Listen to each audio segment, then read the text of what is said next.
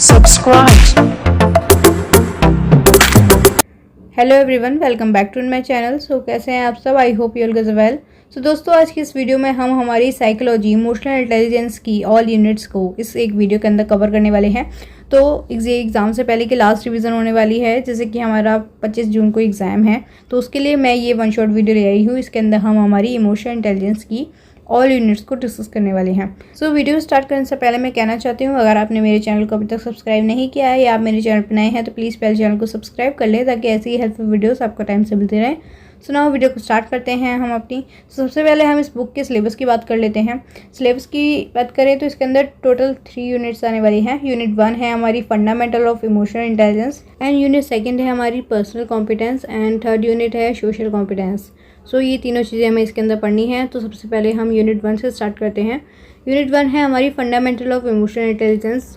So unit 1 के अंदर हमें सबसे पहले तो इमोशनल इंटेलिजेंस की डेफिनेशन को समझना है।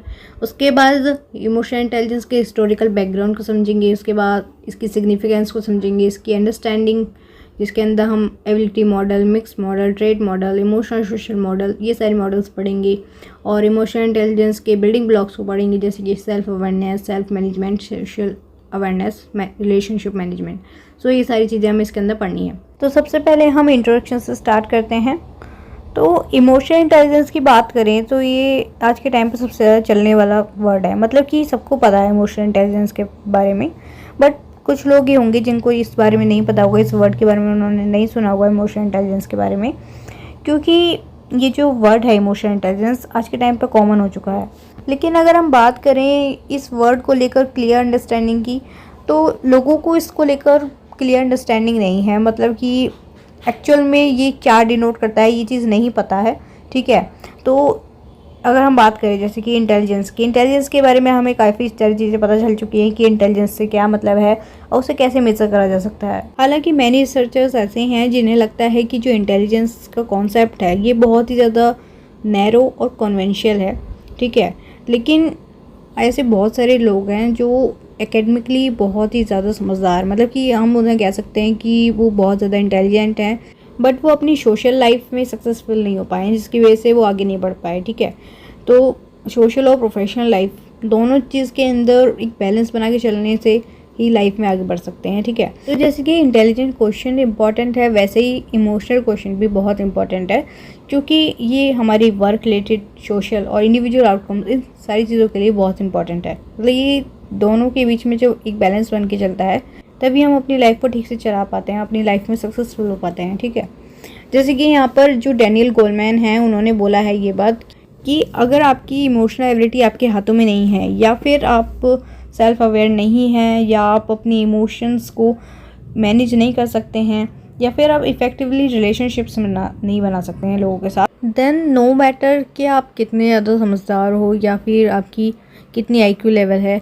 सो बेसिकली इमोशनल इंटेलिजेंस को हम ये कह सकते हैं कि किसी भी इंडिविजुअल के अंदर इतनी एबिलिटी है कि वो इफ़ेक्टिवली अपने इमोशंस, साथ के साथ दूसरे लोगों के इमोशंस को भी मैनेज कर पाए, और साथ ही साथ वो सोशल सिचुएशंस को कॉम्पिटेंटली डील कर पाए और सही डिसीजंस ले सके। मतलब कि लाइफ में डिफरेंट सिचुएशंस पे वो अच्छे से सारी चीज़ों को डील कर पाए, ठीक है, और मैनेज कर सके, तो उसे इमोशनल इंटेलिजेंस कहते हैं। सो बेसिकली ये किसी भी इंडिविजुअल की कैपेसिटी है to recognise and to understand, और फीलिंग्स को मैनेज करना, दूसरों की भी और खुद की भी, ठीक है। सो ये साथ ही साथ तो इमोशनल रिस्पॉन्सेस को भी इन्फ्लुएंस करता है, ठीक है, और इंडिविजुअल की कैपेसिटी को बताता है, मतलब कि वो कितना ज़्यादा कैपेबल है, कि वो किस तरीके से फ्रस्ट्रेशन को हैंडल कर सकता है और किस तरीके से वो डील करेगा सारी प्रॉब्लम से, सिचुएशंस से। तो ये जितनी भी एबिलिटी और कैपेसिटी है ये इमोशनल इंटेलिजेंस को बताती है, ठीक है। सो इसके अंदर मतलब ये भी आता है कि आप कितने इफ़ेक्टिवली अपने इमोशंस को मैनेज कर पाते हो, अपनी इमोशनल रिएक्शंस को मैनेज कर पाते हो। ओके, सो नाउ अब हम अब अपनी डेफिनेशंस पे जाते हैं। मतलब इमोशनल इंटेलिजेंस को लेकर मैनी रिसर्चर्स ने अलग अलग डेफिनेशंस दी हैं, और इन डेफिनेशंस के अंदर मोस्ट ऑफ द डेफिनेशंस ऐसी हैं जो कॉमन एलिमेंट्स के साथ हैं। मतलब कि उनके अंदर माइनर वेरिएशंस तो हैं, बट उनके अंदर कॉमन एलिमेंट्स ज़्यादा हैं। तो इन सारी डेफिनेशन को एक साथ पढ़ने से ये होता है कि इसके अंदर क्लैरिटी मिलती है। मतलब कि ये जो कॉन्सेप्ट है इमोशनल इंटेलिजेंस का, ये हम अच्छी तरीके से समझ पाते हैं, ठीक है। सो नाउ इन डेफिनेशंस को देखते हैं। तो सबसे पहले कैम्ब्रिज इंग्लिश डिक्शनरी ने इमोशनल इंटेलिजेंस को डिफाइन करा है as a ability to understand and control your own feelings and to understand the feelings of other and react them in a suitable ways. मतलब कि अपनी और दूसरों की फीलिंग्स को समझना, उनको कंट्रोल करना उन फीलिंग्स को, और फिर जो दूसरे लोगों की जो फीलिंग्स हैं उनको समझकर एक सुटेबल वे में रिएक्ट करना। ठीक है। सो दूसरे हैं हमारे Peter Salovey and John Mayer. इन्होंने 1990 के अंदर डिफाइन करा है इमोशनल इंटेलिजेंस को as the ability to monitor one's own and other feelings and emotions to discriminate among them and use this information to guide one's thinking action। so basically इसका मतलब यही है कि आपके अंदर ये एबिलिटी हो कि आप अपने और दूसरों की फीलिंग्स को मॉनिटर कर पाओ, मतलब उन्हें समझ पाओ और इमोशंस के बीच में डिस्क्रिमिनेट कर पाओ, और उस इंफॉर्मेशन को यूज़ करके आप अपनी खुद की थिंकिंग और एक्शंस को गाइड कर पाओ। ठीक है। और दूसरे हैं हमारे डैनियल गोलमैन, जिन्होंने इमोशनल इंटेलिजेंस को बताया है as a understanding one's own feelings and empathy for feelings of other and regulation of emotions in a way that enhance living. मतलब कि ये जितनी भी डेफिनेशंस है ये सेम है, मतलब कि ये वर्ड्स अलग अलग यूज़ कर रखे हैं, बट एक तरीके से देखें तो घुमा फिरा कर सबका एक ही मतलब निकल रहा है। ठीक है। ये जो डैनियल गोलमैन है इन्होंने भी यही चीज़ बोली है कि अपनी खुद की फीलिंग्स को समझना और दूसरों की फीलिंग्स के लिए तरफ एम्पैथी रखना और इमोशंस के अंदर रेगुलेशंस रखना, ताकि हम अपनी लिविंग्स को और अच्छी तरीके से इन्हेंस कर सकें। ठीक है। तो इसी तरीके से अनदर जो इम्पोर्टेंट कंट्रीब्यूटर हैं जिन्होंने इमोशनल इंटेलिजेंस को समझा है, मतलब कि उन्होंने डिस्क्राइब करा है इमोशनल इंटेलिजेंस को as a array of non cognitive competency, capabilities और स्किल्स, जिनकी हेल्प से हम इन्वायरमेंट की जो डिमांड है उसके साथ डील कर पाते हैं। ठीक है। नेक्स्ट है हमारी ब्रैडबेरी एंड ग्रीव्स। इन्होंने 2009 के अंदर जो इमोशनल इंटेलिजेंस 2.0 है उसके अंदर डिफाइन करा है, it is the ability to identify, consider and control emotions in one self and to recognise them in other. मतलब कि ये एक ऐसी एबिलिटी है जिसके अंदर हम इस चीज़ को आइडेंटिफाई कर पाते हैं और कंसीडर कर पाते हैं और अपने इमोशंस को कंट्रोल कर पाते हैं, अपने खुद के इमोशंस को कंट्रोल कर पाते हैं, जिसकी वजह से हम दूसरों के इमोशंस को भी रिकॉग्नाइज कर पाते हैं। And brought on by a combination of self awareness, self management, social awareness, relationship management. और इसके अंदर मतलब हमारी इमोशनल इंटेलिजेंस के अंदर इन सारी चीज़ों का कॉम्बिनेशन होता है, मतलब सेल्फ अवेयरनेस का, सेल्फ मैनेजमेंट, सोशल अवेयरनेस और रिलेशनशिप मैनेजमेंट, ये सारी चीज़ें आती हैं हमारी इमोशनल इंटेलिजेंस के अंदर। ठीक है। नाउ नेक्स्ट बात करते हैं हम इसके हिस्टोरिकल बैकग्राउंड की। तो वैसे तो ये कॉन्सेप्ट नया है, मतलब कि इमोशनल इंटेलिजेंस का कॉन्सेप्ट नया है, बट इसकी हिस्ट्री की बात करें तो इसकी हिस्ट्री बहुत ही लॉन्ग और बहुत ही इंटरेस्टिंग है। सो बेसिकली ये जो इमोशन वर्ड है इसे सबसे पहले चार्ल्स डार्विन्स की बुक है expression of emotions in man and animals, जो कि 1872 के अंदर पब्लिश हुई थी। उसके अंदर इन्होंने इमोशंस को मेंशन करा था। उसके बाद 1920 के अंदर E.L. थॉर्नडिक ने एक टर्म बताई जो थी सोशल इंटेलिजेंस। अभी जो सोशल इंटेलिजेंस है ये इमोशनल इंटेलिजेंस के काफ़ी क्लोज है, मतलब कि इसके अंदर इमोशनल इंटेलिजेंस के आइडियाज़ हैं। मतलब कि जैसे हम बात करें जो थॉर्नडिक है, इन्होंने सोशल इंटेलिजेंस को डिफाइन करा है as a ability to understand and manage man and women, boys and girls, act wisely in a human relation. मतलब कि सोशल इंटेलिजेंस में ये है कि मैन और वुमेन और बॉयज़ और गर्ल्स को समझने और उन्हें मैनेज करने और साथ ही साथ ह्यूमन रिलेशंस में समझदारी से काम लेने की जो एबिलिटी है उसे यहाँ पर सोशल इंटेलिजेंस कहा गया है, मतलब कि इसे इस तरीके से डिफाइन करा गया है। ठीक है। तो ये जो डेफिनेशन है इसके अंदर खुद को समझने और मैनेज करने की एबिलिटी भी इंक्लूड है। ठीक है। और ख़ासकर सोशल कॉन्टेक्स्ट में। ओके तो ये तो हो गई इसके हिस्टोरिकल बैकग्राउंड की बात। इसके हिस्टोरिकल बैकग्राउंड के बारे में ज़्यादा नहीं बता रखा है। सो नाउ नेक्स्ट टॉपिक है हमारा emotional intelligence, its significance. Significance मतलब होता है महत्व। सो वैसे अगर हम बात करें इमोशनल इंटेलिजेंस की तो साइकोलॉजिस्ट ने बहुत ट्राई करा कि कोई भी हाईली इंटेलेक्चुअल कैपेसिटी वाला पर्सन वो जब भी सोशल एरिया में या इंडस्ट्री एरिया में एंटर करता है तो उसमें सक्सेसफुल क्यों नहीं हो पाता, उसमें फेल क्यों हो जाता है, इस चीज़ के ऊपर बहुत टाइम से रिसर्च हो रही है। तो बेसिकली जो हाईली इंटेलेक्चुअल पीपल होते हैं वो ना तो गुड लीडर बन पाते हैं, इट्स अ फैक्ट, ओके, ना ही गुड टीम मेंबर। और 1980 के अंदर रिसर्चर्स ने उसके बाद दूसरी चीज़ पे फोकस करना स्टार्ट करा, मतलब कि जो सिर्फ सर्वाइवल के लिए ज़रूरी नहीं है, मतलब कि सक्सेस के लिए भी ज़रूरी है, उस चीज़ के ऊपर भी फोकस करा, ठीक है। उसके बाद 1990 के अंदर मेयर एंड सोल्वी ने एक स्किल सेट बनाया जिसे कहा गया emotional intelligence. So now significance की बात करें इमोशनल इंटेलिजेंस की, तो इसके अंदर आता है it facilitate resilience, motivation, empathy, stress management, communication, and our ability to read, understand and navigate social situations. Okay. और second चीज़ ये है कि it affords one's the opportunity to live a more fulfilled and happy life. And ये important aspects जैसे कि academic और work related success, इन सारी चीज़ों से भी रिलेट करता है, मतलब कि ये उनमें भी इम्पॉर्टेंट रोल निभाता है, ठीक है। एज वेल एज मेंटल और फिजिकल हेल्थ में भी इम्पॉर्टेंट रोल निभाता है इमोशनल इंटेलिजेंस। उसके अलावा ये सोशल रिलेशन बिल्ड करने में हेल्प करता है, ठीक है। सो ये तो होगी इसकी सिग्निफिकेंस की बात। नाउ नेक्स्ट टॉपिक की तरफ देखते हैं। तो नेक्स्ट टॉपिक है हमारा understanding emotional intelligence. So now emotional intelligence की बात करें, इमोशनल इंटेलिजेंस को रिसर्चर्स ने डिफरेंट पर्सपेक्टिव से देखा है, ठीक है। सो ये जो पर्सपेक्टिव्स देखे गए हैं ये मॉडल्स की फॉर्म में हैं, जिनकी हेल्प से हम इस कॉन्सेप्ट को अच्छी तरीके से समझ पाएंगे, ठीक है। सो यहाँ पर इसके कुछ मॉडल्स बताए गए हैं डिफरेंट। सबसे पहला मॉडल है एबिलिटी मॉडल। सो ये जो मॉडल है ये 1997 के अंदर सोल्वे और मेयर ने बताया है, ठीक है।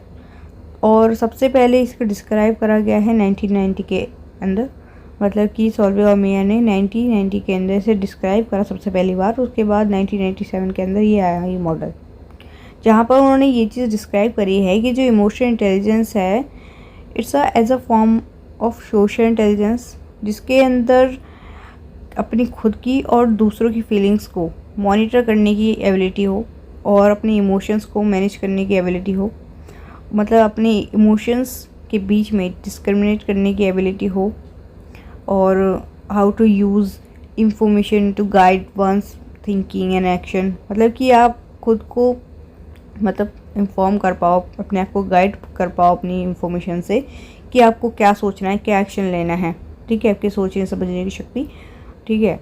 और आप अपने बारे में और दूसरों के बारे में क्या फ़ील करते हो, मतलब कि किस तरीके से आप अपने आप को और दूसरों की फीलिंग्स को मॉनिटर करते हो, ये एबिलिटी मॉडल होता है, ठीक है। तो बाद में जो मोर कॉम्प्रिहेंसिव डेफिनेशन साइंस से रिलेटेड वो ये थी, the ability to perceive accurately the appraisal and expression of emotions, the ability to access and to और generate feeling so as to assist thought, the ability to understand emotions and emotional knowledge, and the ability to regulate emotions so as to promote emotional and intellectual growth. Okay, so ये definitions दी गई है mayor and Solvay की through 1997 के अंदर। Okay, सो इसके अंदर भी 4 aspects हैं, जैसे कि परसीविंग इमोशन, जिसके अंदर किसी भी चीज़ को रिकॉग्नाइज करना या डिस्टिंग्यूश करना अपनी इमोशंस को या किसी और के इमोशंस को, तो ये एबिलिटी परसीविंग इमोशंस के अंदर आती है, ठीक है।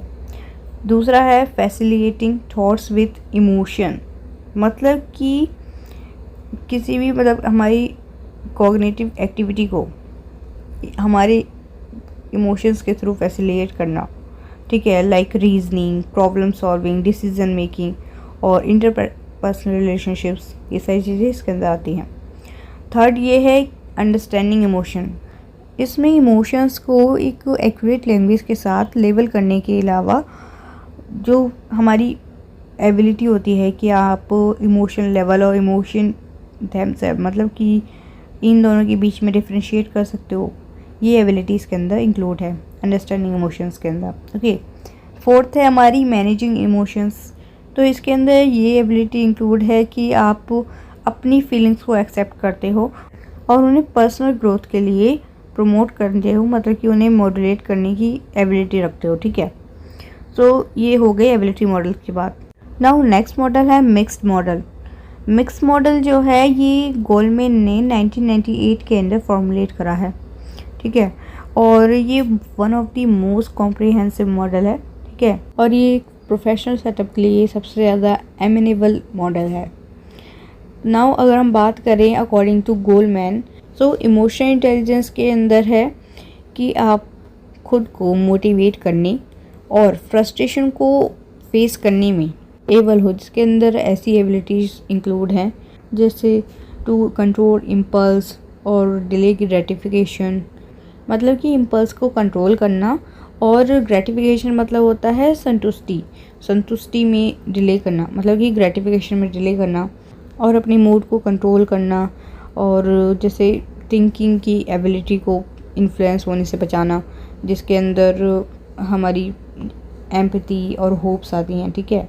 सो इन्होंने इमोशनल इंटेलिजेंस को as a self awareness, self confidence, self control और commitment and integrity and a person की जिसके अंदर इतनी एबिलिटी हो जो कम्युनिकेट कर सके और इन्फ्लुएंस और इनिशिएट चेंज, जो अपनी चेंजेस को एक्सेप्ट कर सके, वो एबिलिटी इमोशनल इंटेलिजेंस के रूप में एज अ डिफ़ाइन करी है इन्होंने, ठीक है।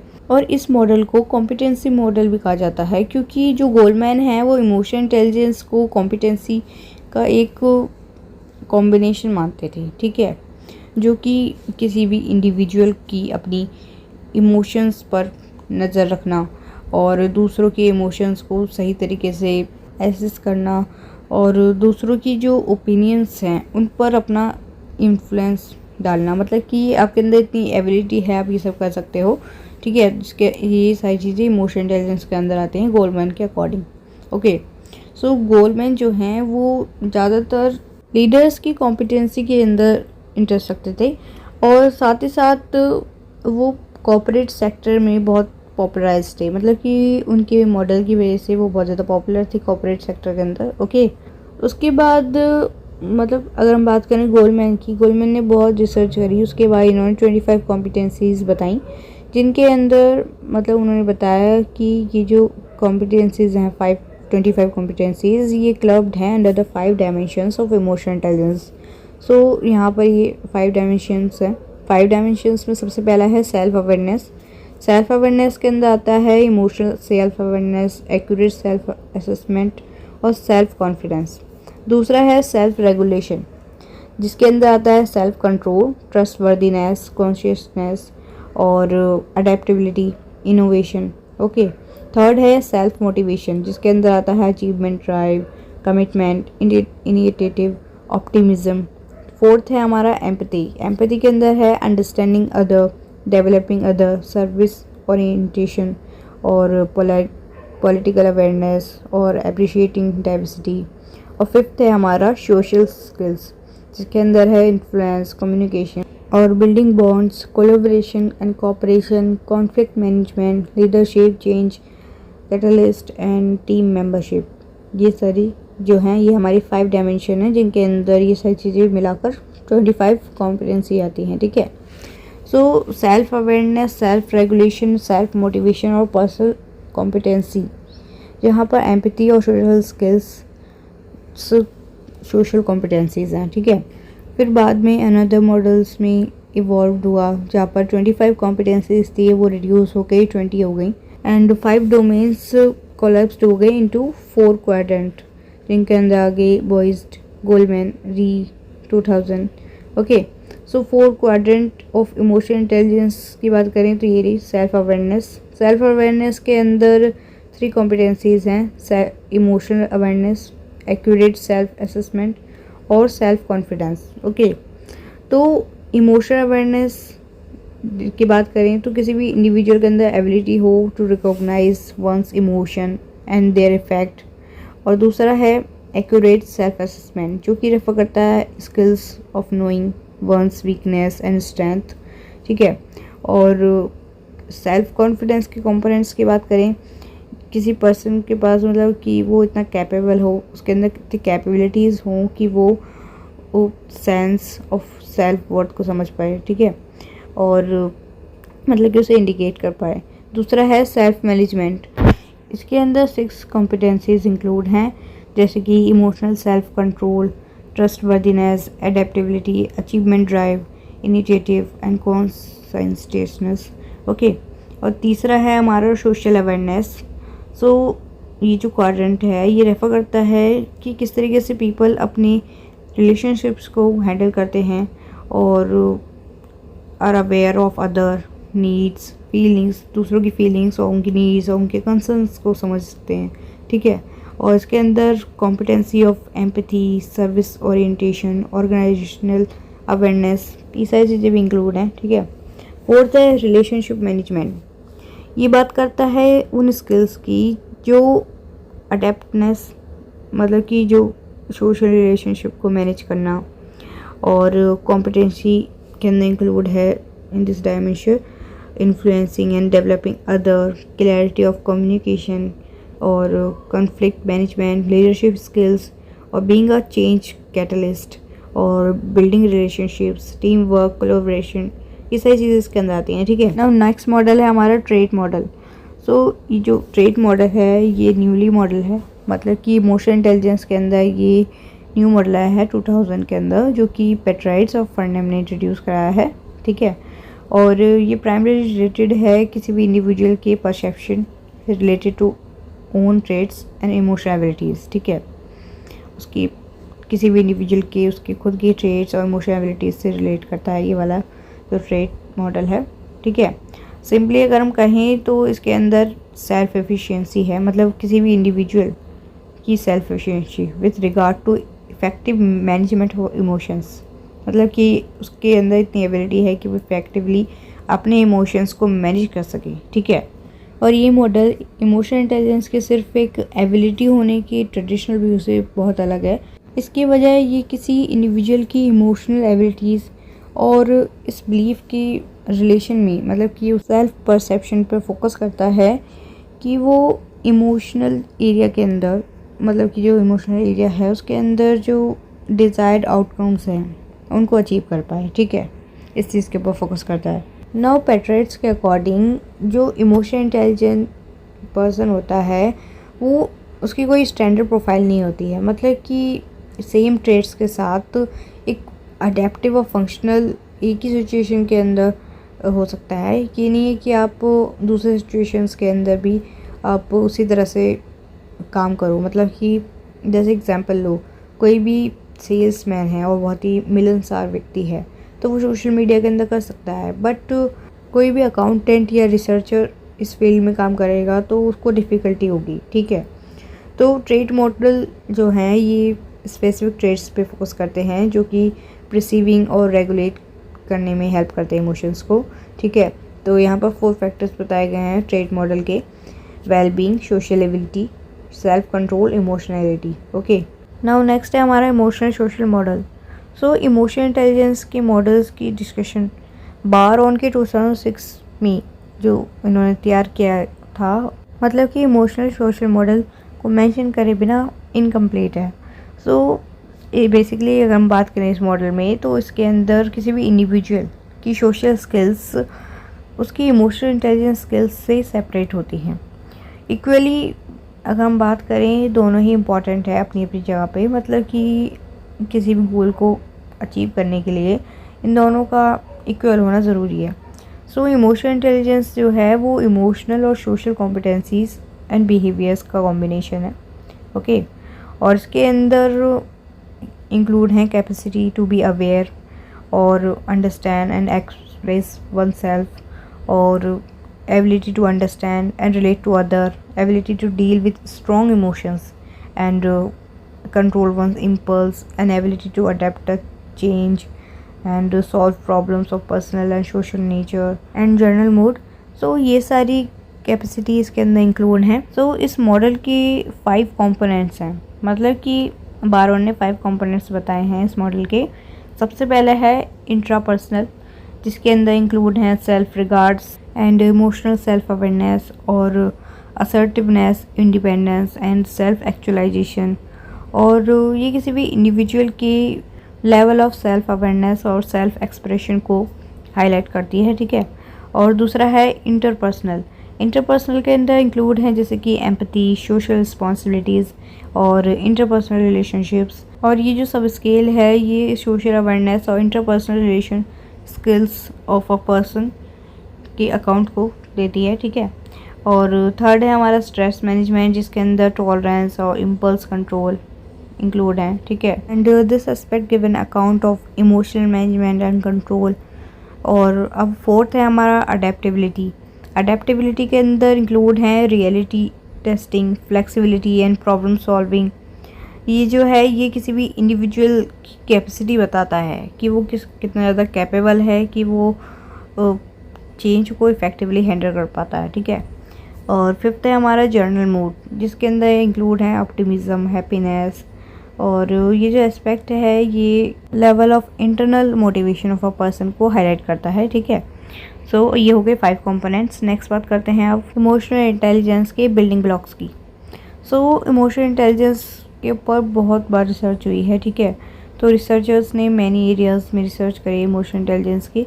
सो डिफरेंट रिसर्चर्स और जो थ्योरेटिशियंस हैं उन्होंने इस चीज़ के अंदर कंट्रीब्यूट करा है, मतलब कि इस कॉन्सेप्ट को समझने में हेल्प करी है। सो यहाँ पर डिफरेंट अप्रोच है इमोशनल इंटेलिजेंस की, जो कि कंसिस्ट करते हैं 4 बिल्डिंग ब्लॉक्स, जिसके अंदर है self awareness, self management, social awareness and relationship management.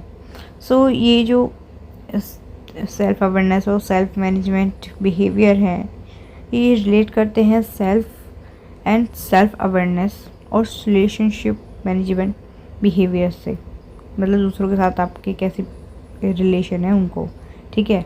तो सबसे पहला है हमारा सेल्फ अवेयरनेस। सेल्फ अवेयरनेस की अंदर कैरेक्टरिस्टिक सेंस जैसे कि सेल्फ रियलाइजेशन, जो कि रेफर करता है इंट्रापर्सनल इंटेलिजेंस को, ठीक है।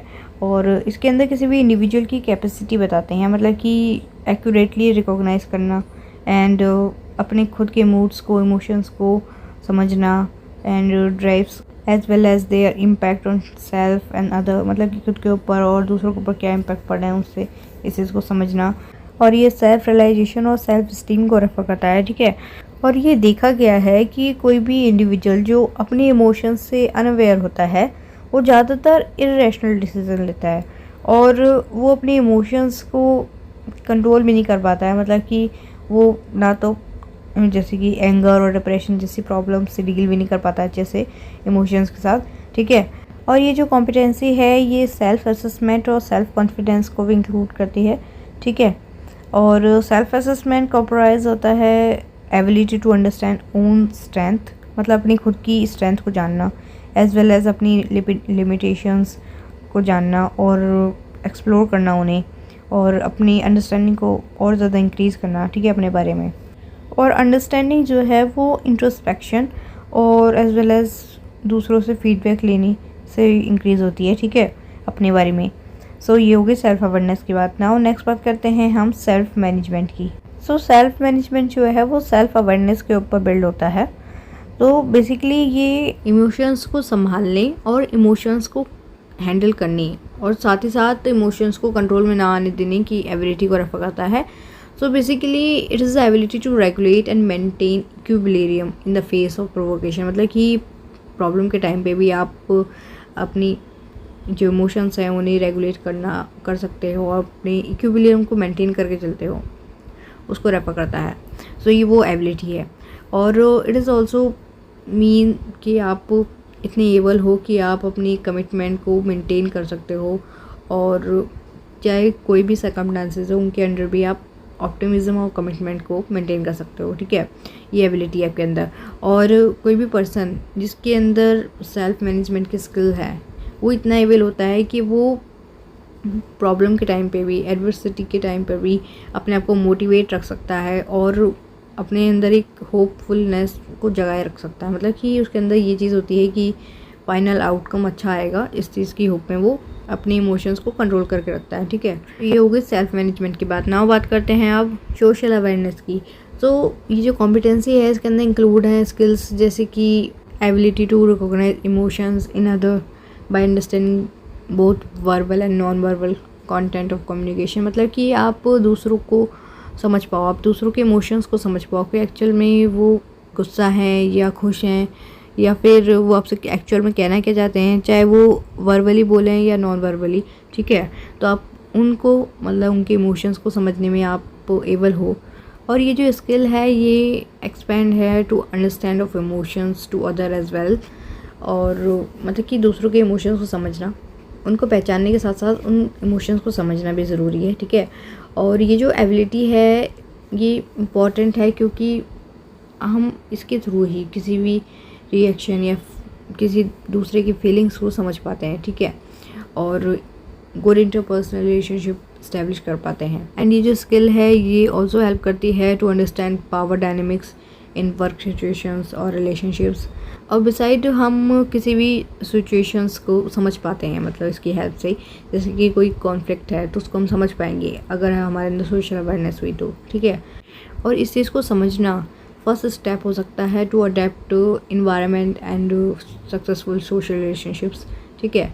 सो दूसरा है हमारा रिलेशनशिप मैनेजमेंट। रिलेशनशिप मैनेजमेंट जो है ये इसको हम इंटरपर्सनल इंटेलिजेंस की तरह भी कॉन्सेप्चुअलाइज कर सकते हैं। और ये जो कॉम्पिटेंसी है ये उन स्किल्स के ऊपर बेस्ड है कि मतलब आप इतने एबल हो कि आप सेवरल पीपल्स के बीच में कोऑर्डिनेट कर पाओ, ठीक है। और दूसरों के एफर्ट्स को रिकॉग्नाइज कर पाओ और एम्पैथाइज करो और नेगोशिएट कर सको सॉल्यूशंस को टू कॉम्प्लेक्स इंटरपर्सनल इश्यूज़। और पॉजिटिव रिलेशनशिप्स दूसरों के साथ बनाने में हेल्प करता है, ठीक है। तो ये हो गया रिलेशनशिप मैनेजमेंट। तो ये थे हमारे इमोशनल इंटेलिजेंस के बिल्डिंग ब्लॉक्स। तो इसी के साथ हमारी यूनिट 1 कंप्लीट होती है। नाउ यूनिट 2 देखते हैं, लेसन 2 पर्सनल कॉम्पिटेंस। सो इस चैप्टर के अंदर हमें पर्सनल कॉम्पिटेंस को समझना है, उसके बाद उसके कॉम्पोनेंट्स को समझेंगे, उसके बाद सेल्फ अवेयरनेस, इसके अंदर emotional self awareness, self assessment, confidence, ये सारी चीज़ें आती हैं। उसके बाद सेल्फ मैनेजमेंट को, उसके बाद मोटिवेशन, उसके बाद रिलेशनशिप मैनेजमेंट, उसके बाद सोशल अवेयरनेस। तो ये सारी चीज़ें हमें इसके अंदर देखनी है। तो सबसे पहले स्टार्ट करते हैं पर्सनल कॉम्पिटेंस से। सो बेसिकली पर्सनल कॉम्पिटेंस की बात करें, कॉम्पिटेंस का मतलब होता है कैपेसिटी, ठीक है। पर्सनल कैपेसिटी की बात हो रही है। तो यहाँ 4 कंपोनेंट्स बताए हैं पर्सनल कॉम्पिटेंसी के, self awareness, self management, self motivation and 4th one हम लास्ट में देखते हैं। सबसे पहले हम सेल्फ अवेयरनेस की बात कर लेते हैं। सो इसके अंदर इन्वॉल्व है कि आप अपने खुद की thoughts, emotions, strength, weakness, values, beliefs, इन सब के लिए आपके पास एक क्लियर अंडरस्टैंडिंग है। मतलब आप इन सारी चीज़ों को अपने बारे में अच्छी तरीके से जानते हो, आपको इन सारी चीज़ों के बारे में एक क्लियर अंडरस्टैंडिंग है, ठीक है। और कोई भी इंडिविजुअल है अगर वो सेल्फ अवेयर है तो सेल्फ अवेयरनेस उसको इतनी एबल बनाती है कि वो एक्यूरेटली अपनी एबिलिटीज़ को और लिमिटेशंस को एसेस कर पाए, जान पाए कि उसकी क्या एबिलिटीज़ हैं, क्या लिमिटेशंस हैं, क्या वीकनेस है, क्या स्ट्रेंथ है। तो जब हम अपने बारे में सारी चीज़ें जान जाते हैं तो उससे हमें क्या हेल्प मिलती है कि उससे हम ईज़िली कोई भी डिसीज़न लेना हो और कोई भी एक्शन करना हो तो हमें पता है कि हमारी क्या लिमिटेशंस हैं, हमारी क्या स्ट्रेंथ है, हम क्या कितना मतलब कर सकते हैं, कितनी एबिलिटी है हमारे अंदर, तो हम उस चीज़ के ऊपर काम कर सकते हैं, ठीक है। उस हिसाब से हम डिसीज़न ले सकते हैं। तो ये होगी सेल्फ अवेयरनेस। दूसरी है सेल्फ मैनेजमेंट। सेल्फ मैनेजमेंट जो है इसके अंदर कंपोनेंट्स इन्वॉल्व हैं, मतलब कि आपके अंदर इतनी एबिलिटी है कि आप अपने खुद के थॉट्स, इमोशंस और बिहेवियर को रेगुलेट कर पाओ, ठीक है। और इसके अंदर इंक्लूड है स्किल्स जैसे कि self control, emotional regulation, stress management, time management and goal setting. So self management जो है वो किसी भी इंडिविजुअल को एबल बनाता है टू कॉन्सेंट्रेट और इथ्यूस्टिक और organised which is enable to achieve their desired outcomes, जिसकी हेल्प से वो अपने जो डिज़ायर आउटकम्स है वो मतलब कि हम पा सकते हैं, मतलब अपनी जो गोल्स हैं उन्हें अचीव कर सकते हैं सेल्फ मैनेजमेंट की हेल्प से। थर्ड है हमारा सेल्फ मोटिवेशन।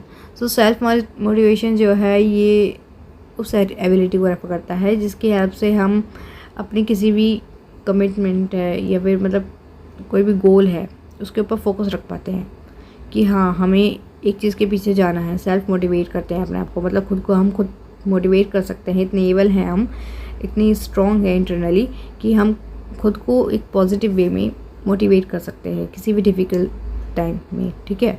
मतलब किसी भी सर्कमस्टांसेस में हम खुद को मोटिवेट कर सकते हैं, सेल्फ मोटिवेशन, ठीक है। और जो लोग सेल्फ मोटिवेशन रखते हैं मतलब कि जिनके अंदर इतनी एबिलिटी है कि वो अपने आप को मोटिवेट कर सकें, तो वो एक मीनिंगफुल गोल्स सेट करने में एबल रहते हैं और वो इनिशिएटिव लेते हैं, मतलब कि अपनी डिज़ायर आउटकम्स को अचीव करने के लिए, ठीक है। नाउ फोर्थ है हमारा social awareness.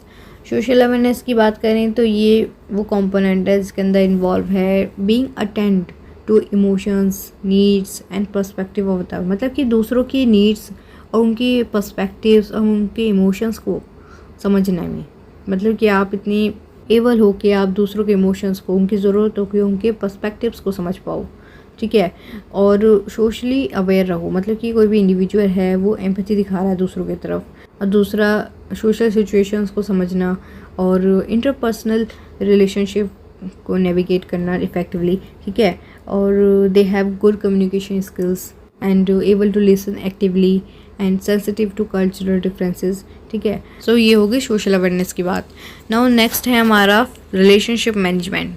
Relationship management refer करता है प्रोपेंसिटी को, मतलब कि एक पॉजिटिव और प्रोडक्टिव रिलेशनशिप को मेंटेन करके रखना, बिल्ड करना दूसरों के साथ, तो उस चीज़ को रेफर करती है ये कि आप इतने एबल हो कि आप दूसरों के साथ एक पॉजिटिव और प्रोडक्टिव रिलेशनशिप मेंटेन करके रख सको, ठीक है, और बिल्ड कर सको।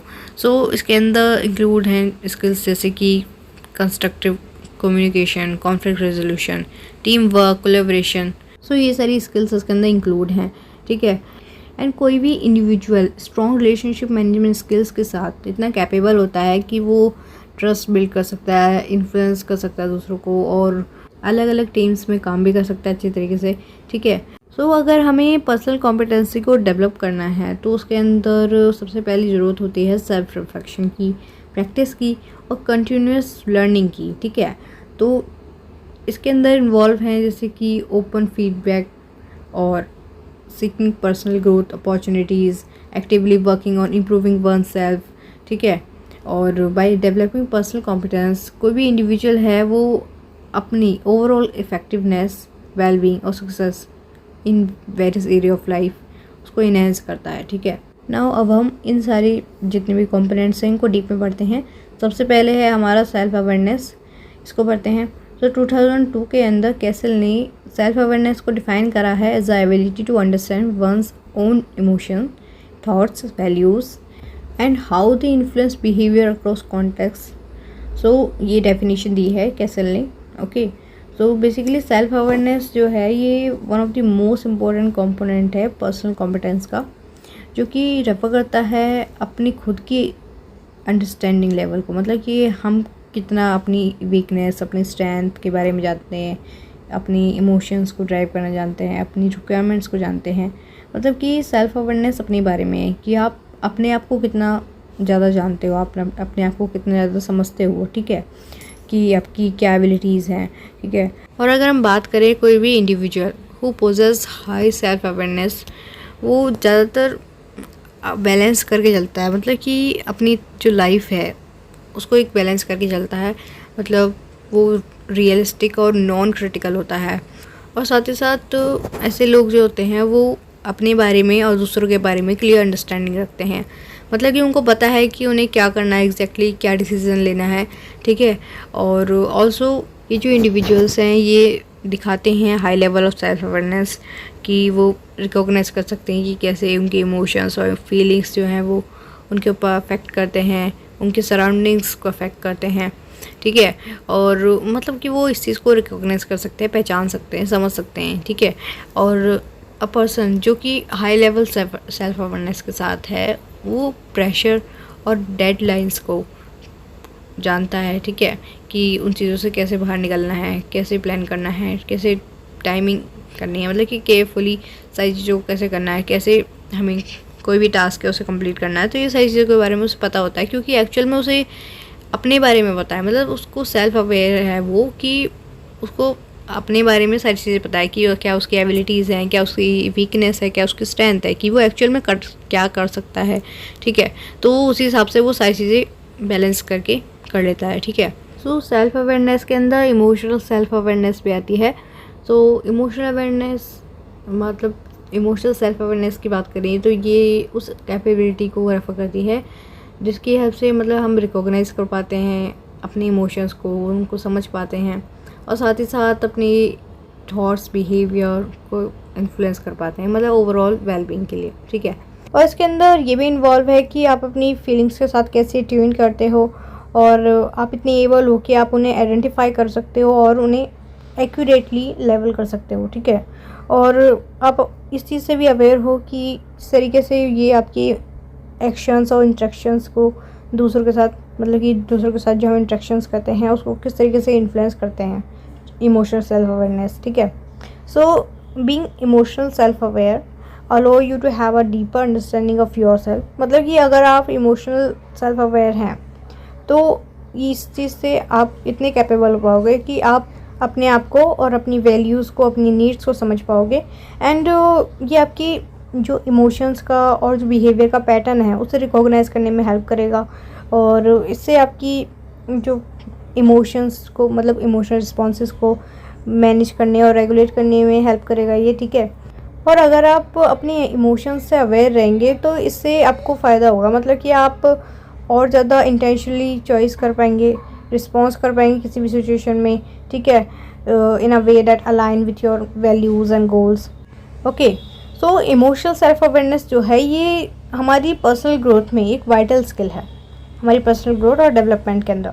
और ये हमारी जो चैलेंजिंग सिचुएशंस है उनमें नेविगेट करने में हेल्प करता है और इससे हम हेल्दियर रिलेशनशिप्स बिल्ड कर सकते हैं और ये हमें बहुत ज़्यादा इन्फॉर्म्ड डिसीजन लेने में हेल्प करता है, ठीक है, कि आपको सारी चीज़ें पता हैं पहले से अपने बारे में और दूसरों के फीलिंग्स के बारे में आपको सारी चीज़ समझ आ रही हैं, ठीक है। तो ये आपको डिसीजन लेने में और भी ज़्यादा हेल्प करेगा और it is also allow you to have a better understanding of emotions of other and leading to improve empathy, communication, ठीक है। तो ये सब इमोशनल सेल्फ अवेयरनेस के अंदर आता है।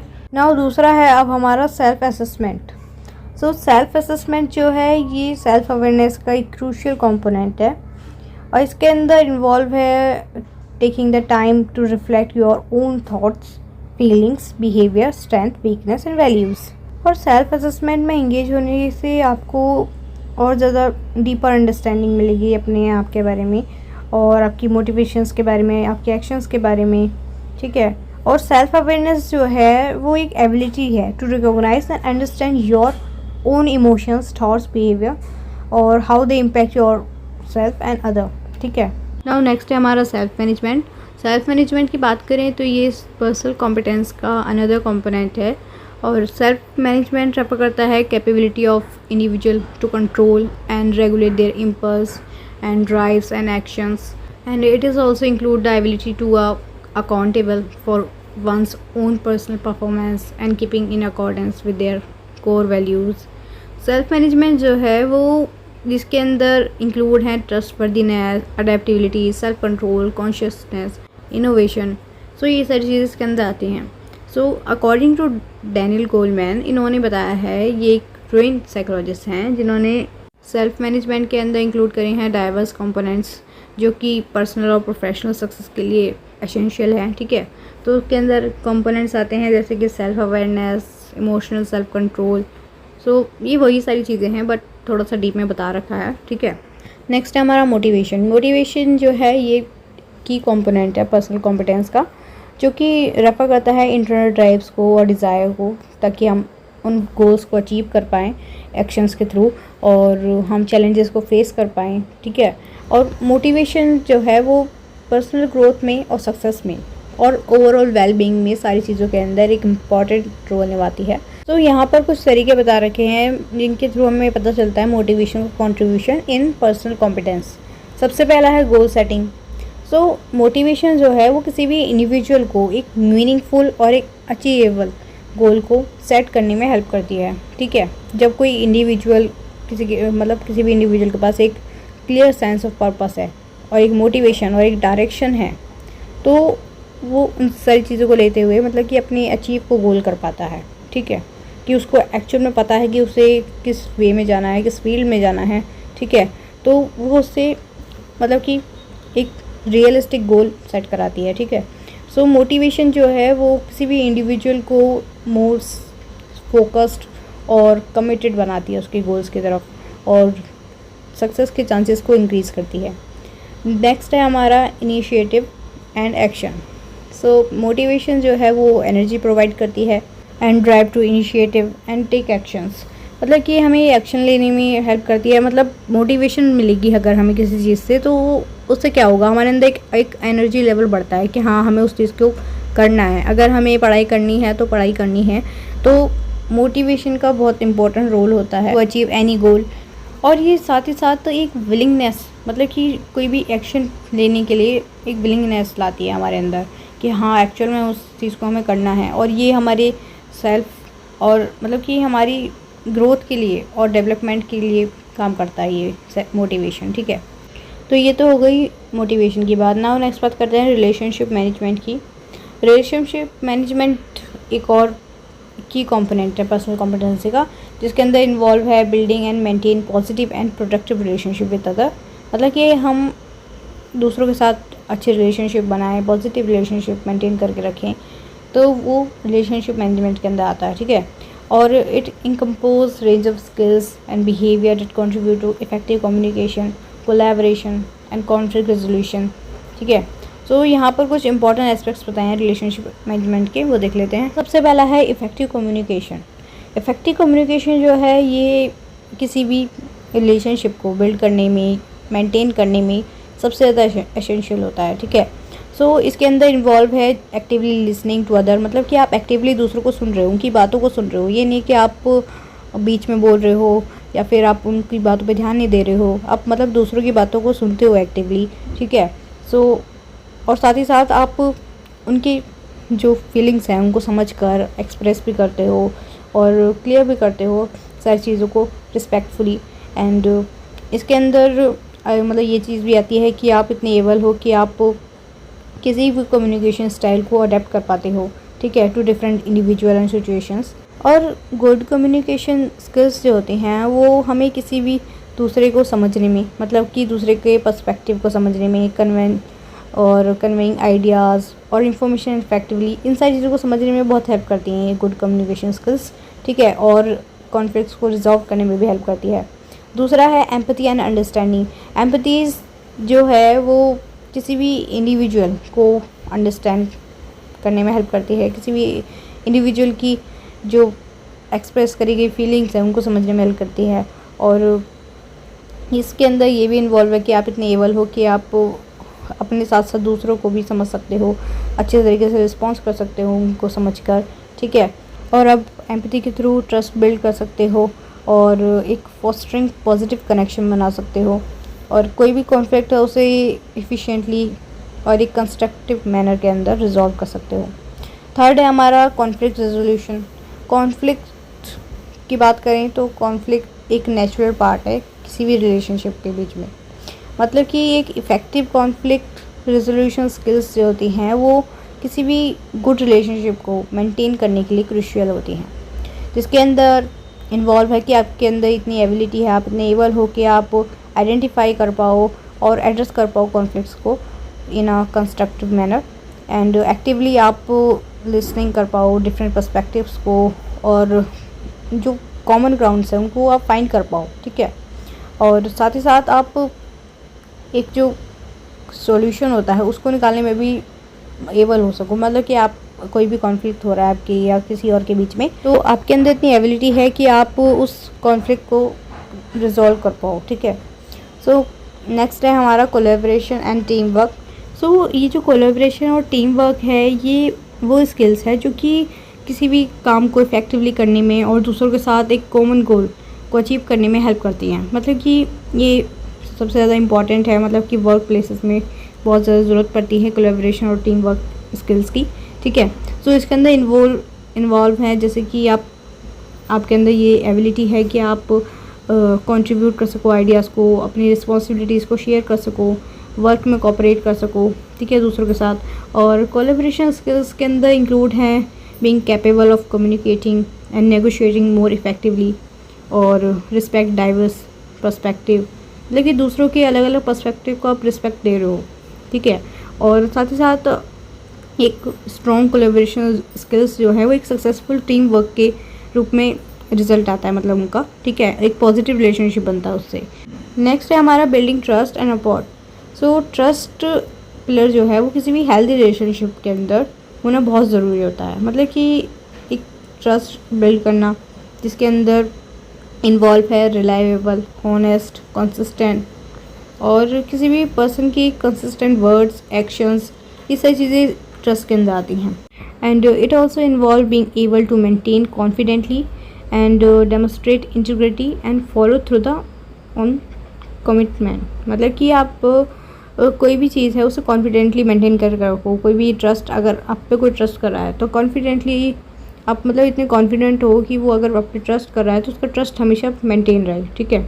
और बिल्डिंग रैपोर्ट में इन्वॉल्व है establishing a positive connection with other and showing genuine interest and being approachable and supportive. मतलब कि आप दूसरों को ये चीज़ दिखाओ कि आप जेन्युइनली उनके अंदर इंटरेस्ट ले रहे हो, उनकी बातों को सुन रहे हो एक्टिवली, और आप उनको सपोर्ट कर रहे हो. ठीक है. नाउ नेक्स्ट टॉपिक है हमारा सोशल अवेयरनेस. सोशल अवेयरनेस जो है वो एक और क्रूशियल कंपोनेंट है पर्सनल कॉम्पिटेंस का, जो कि रेफर करता है एक propensity to empathise and comprehend other situation as well as being aware of the social dynamics and norms in different situations. कि आप social dynamics से aware हैं.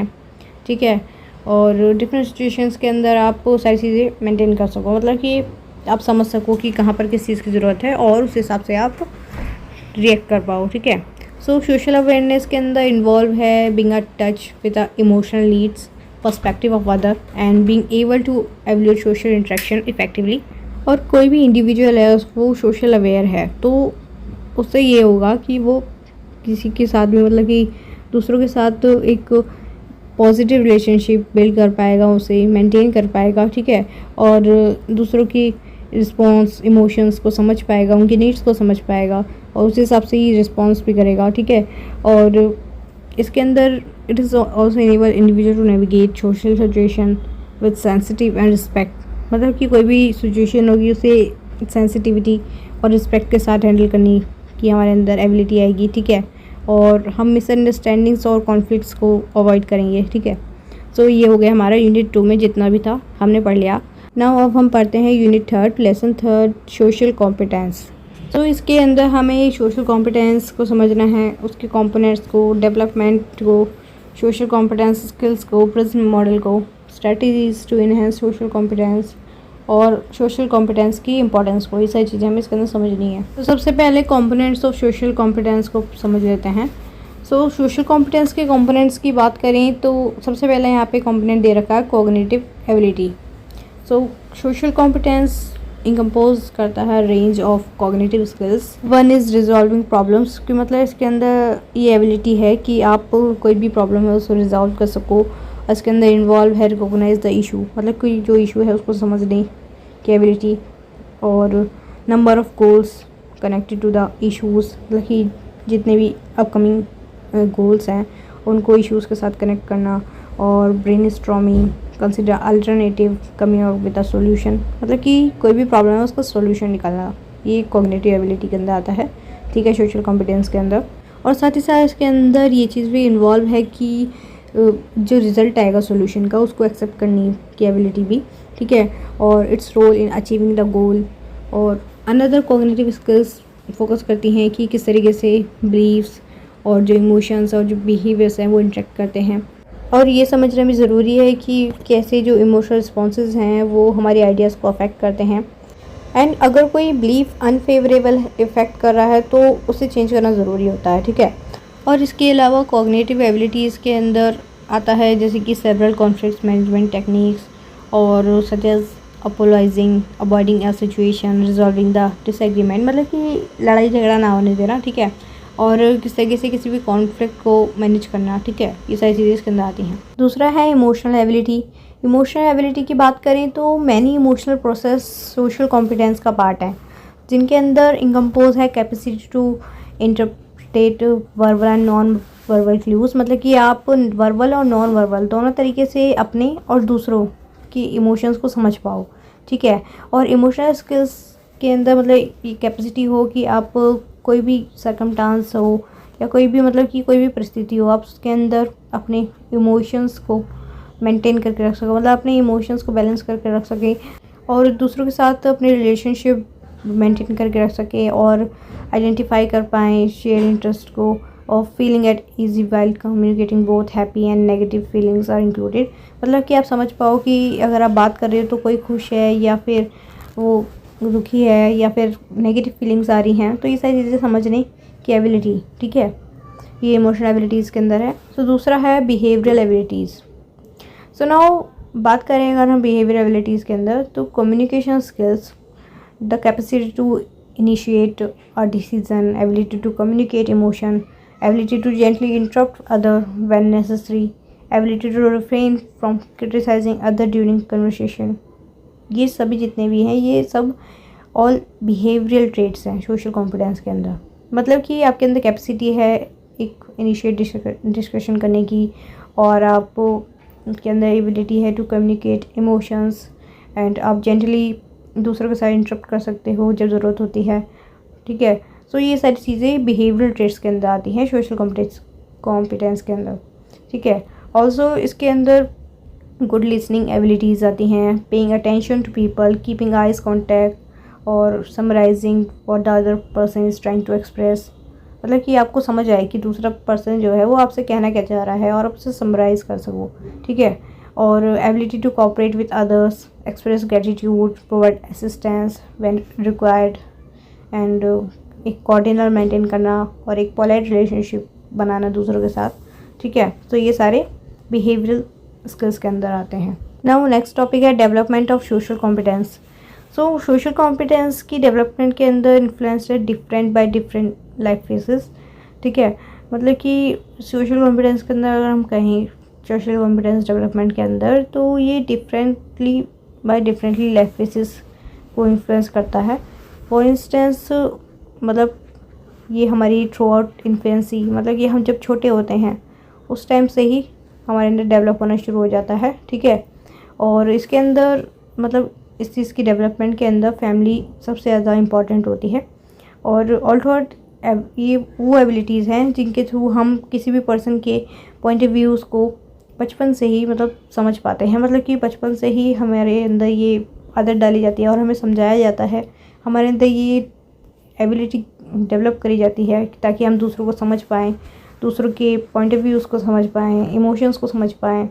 तो ये जो एबिलिटी है ये धीरे धीरे बढ़ती जाती है। मतलब कि जब हम छोटे होते हैं उसके बाद एडोलसेंट एज में आते हैं, उसके बाद टीनेजर में आते हैं, फिर धीरे धीरे जैसे जैसे हम बड़े होते जाते हैं उस हिसाब से एज के साथ साथ हमारी एबिलिटी भी इंक्रीज़ होती जाती है, ठीक है। तो चिल्ड्रन सोशल स्किल्स शेप्ड उनकी क्लासमेट्स के थ्रू होती हैं और उनकी एजुकेशनल सेटिंग्स के थ्रू होती हैं, ठीक है। और जो एडोलसेंट होते हैं, एडोलसेंट टाइम पे डोमिनेंट सोशल इंटरेक्शंस, इनके थ्रू डेवलपमेंट होती है सोशल कॉम्पिटेंस की। सो डिफरेंट एज ग्रुप में डिफरेंट तरीके से हमारी सोशल कॉम्पिटेंसी के अंदर डेवलपमेंट होती हैं। जैसे कि इन्फेंसी, मतलब कि बर्थ से लेकर 1 ईयर तक जो बच्चे के फादर और मदर होते हैं उनके थ्रू बच्चे के अंदर प्राइमरी केयर और प्रोमिनेंट सोशल बैकड्रॉप क्रिएट होती है, ठीक है। और एक मतलब उसके अंदर एक की इंडिकेटर होता है ये उस टाइम पे, ठीक है, कॉम्पिटेंसी इन पेरेंट्स चाइल्ड इंटरेक्शन। सो इन्फेंसी जो है ये क्रूशियल टाइम होता है सोशल रिएक्शन। जैसे इस टाइम पे ये सारे रिएक्शन इंक्लूड होते हैं, स्माइलिंग, प्रेजिंग, इंकरेजिंग, ठीक है, और imitating expression, showing non verbal facial expression. So ये सारी चीज़ें इसके अंदर हैं। सो ये जो क्वालिटीज़ पॉइंट हैं ये early development of social awareness है। दूसरा अर्ली चाइल्डहुड, मतलब कि 2 साल से लेकर 5 साल के बीच में जो बच्चा सीखता है धीरे धीरे डेवलप होती है उसके अंदर सोशल कॉम्पिटेंस। मतलब कि वो खेलता है, जैसे कि कोई भी चीज़ है उसको समझता है कि ये मदर फादर हैं या फिर क्या चीज़ है, और लोगों के साथ ज़्यादा से ज़्यादा इंटरेक्ट कर पाता है, तो उससे उसकी सोशल जो कॉम्पिटेंसी है वो डेवलप होती है, ठीक है। और धीरे धीरे जैसे वो कोलैबोरेशन, जस्टिस, सोशल कॉम्पिटेंसी, ये सारी चीज़ों को समझने लगता है। और उसके बाद मिडिल स्कूल, मतलब कि जब बच्चा 6 से लेकर 12 ईयर तक का हो, उस टाइम पे स्कूल टाइम होता है। मतलब कि इस टाइम से वो और ज़्यादा सोशल इन्वायरमेंट के ऊपर फोकस करने लगता है और फ्रेंडशिप जैसी वैल्यूज़ को समझता है, और उसके अंदर मतलब बहुत सारी मतलब एक्सेप्टेंस, रिजेक्शन, रिट्रीट, ये सारी क्वालिटीज़ डेवलप हो जाती हैं, ठीक है। उसके बाद एडोलसेंट एज, मतलब कि 12 से लेकर 18 तक की एज में बच्चे के अंदर और ज़्यादा इंडिपेंडेंस, सोशल एंगेजमेंट, ये सारी चीज़ें बढ़ती हैं, ठीक है। और इन्वायरमेंट, स्कूल, सो ये सारी चीज़ें धीरे धीरे इस तरीके से डेवलप होती जाती है किसी भी इंडिविजुअल के अंदर। ओके, नाउ नेक्स्ट टॉपिक है सोशल कॉम्पिटेंस स्किल्स। सो कोई भी पर्सन है उसके अंदर ये कैपेसिटी है कि वो सक्सेसफुली नेविगेट कर सके और इंगेज कर सके लोगों के साथ in a variety of social circumstances, जो कि रेफर करता है सोशल कॉम्पिटेंस को, जिसके अंदर इंक्लूड है variety of abilities and action, जो कि किसी भी पीपल को अलाउ करती है to establish and sustain healthy relationship.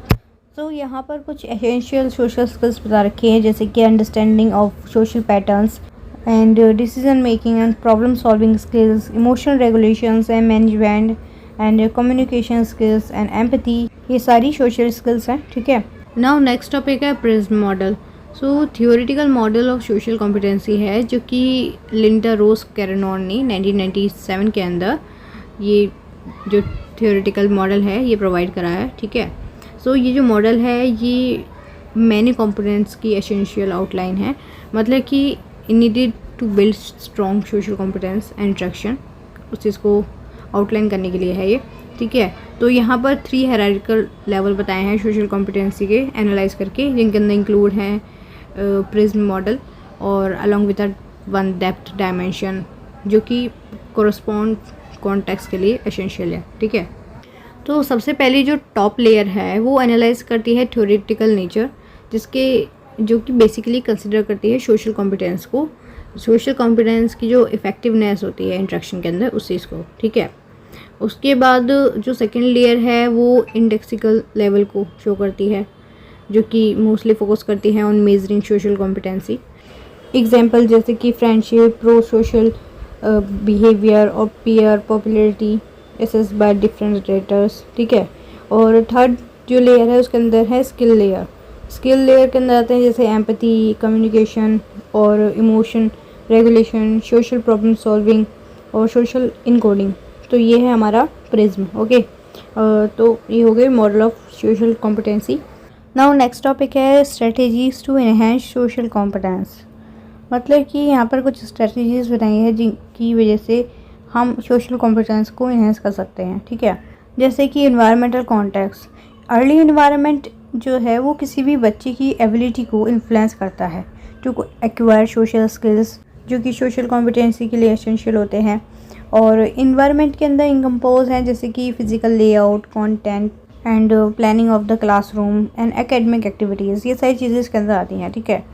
So children's daily schedule at school और उनका स्कूल रिलेटेड एक्टिविटीज़ में पार्टिसिपेशन और इमोशनल क्लाइमेट ऑफ इन्वायरमेंट, और मतलब ये सारी चीज़ें उसकी सोशल स्किल्स को डेवलप करने में सपोर्ट करती हैं, ठीक है। तो ये छोटे छोटे जो स्मॉल ग्रुप्स होते हैं चिल्ड्रंस के, वो गुड एग्जांपल होते हैं how to design a physical space appropriately so that social need may be regulate. तो इनकी हेल्प से धीरे धीरे किसी भी इंडिविजुअल के अंदर ये सोशल स्किल्स डेवलप होती जाती हैं, ओके। और जैसे कि नेचुरलिस्टिक स्ट्रेटजीज़, जिसके अंदर हम बोल सकते हैं कि नेचुरली क्लासरूम के अंदर इंटरेक्शन करना, ठीक है, तो बच्चों के साथ, और ये सारी चीज़ें कंबाइन होती हैं विथ नेचुरलिस्टिक टैक्टिक्स। और ये जो स्ट्रेटजीज होती हैं इनके अंदर इंक्लूड है जैसे कि अटेंशन, अटेंटिवनेस और रैपिड थिंकिंग और मेकिंग वंस सेंटिमेंट कॉन्शियस। सो ये सारी चीज़ें इसके अंदर इंक्लूड हैं, ये स्ट्रेटजीज़। सो नेचुरलिस्टिक टैक्टिक्स के अंदर इंक्लूड हैं अप्रोच जैसे कि on the spot support, conflict resolution, ठीक है। और दूसरी स्ट्रेटजीज है जैसे कि डेली यूजुअल टास्क, मतलब कि हम जो डेली रूटीन्स में हम कर सकते हैं जिनकी वजह से हमारी सोशल कॉम्पिटेंस डेवलप होती है, जैसे कि उनके अंदर इंक्लूड हैं वेराइटीज़ ऑफ एक्टिविटीज़ जो कि हमारी सोशल स्किल्स को इम्प्रूव करती हैं, such as peer assist learning और कोऑपरेटिव लर्निंग और शेयरिंग नॉलेज इंफॉर्मेशन और इंगेज करना ग्रुप परफेक्शन एक्टिविटीज़ के अंदर और डेवलप करना एक बॉन्ड दूसरों के साथ, ठीक है। और लिसनिंग और using humours, modifying signing, rhyming और engaging in group discussion to social issues, मतलब to address social issues and throughout engaging in friendly conduct और engaging in enjoyable agreeable activities और सोशल इंटरेक्शन। सो ये सारी जितनी भी हैं ये एक ग्रुप ऑफ एक्शन एक्टिविटीज़ को इम्प्रूव करती हैं, ठीक है।